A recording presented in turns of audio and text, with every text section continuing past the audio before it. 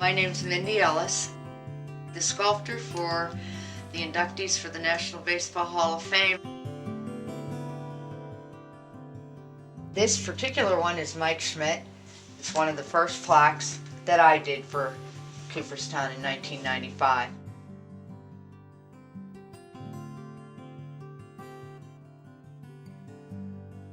This is very hard clay. A step above this type of clay is actually used for making jewelry. And then we have Carlton Fisk here. Great portrait to have worked on.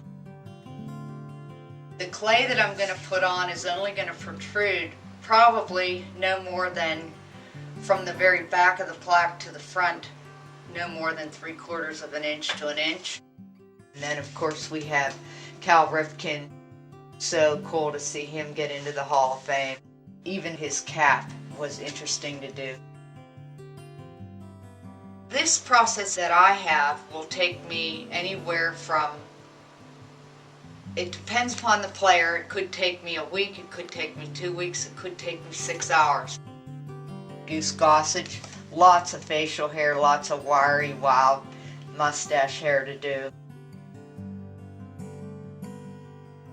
I think of my parents when I'm doing my work because they were just always very encouraging. As a kid, my parents were told I was a very poor artist in first grade. My parents fortunately knew that I had loved to do artwork since I was a young child, and they didn't try to kill my spirit in any way. Andre Dawson, great to see him go into the hall, and I think I got a real good likeness of him. I'm almost to the point where I want to put this now on a vertical surface and start using my lighting. Then we've got the first woman in the National Baseball Hall of Fame, Effa Manley. It looked like a real period type photo of her and the hairstyle and capturing all of that looking over her shoulder. This light helps to heat the clay a little bit so that I can manipulate it a little easier.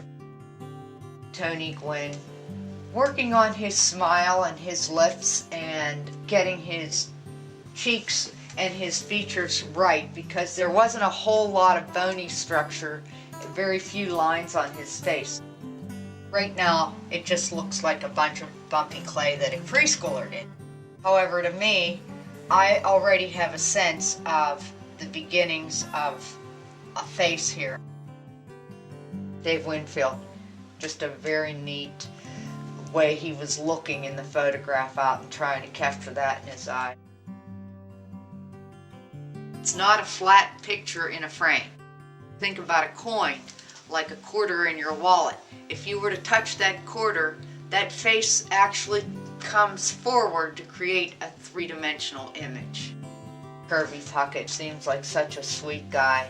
Also there again, he had not a lot of lines on his face. These are very small plaques, 5 inches wide, 6 3/4 inches tall.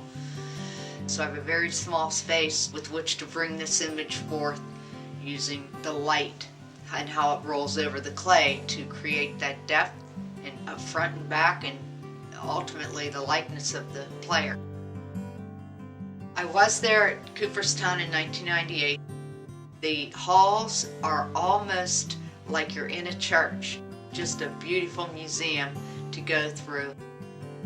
What a way to remember these men's and women's careers, to have an enduring plaque like that where they're all together.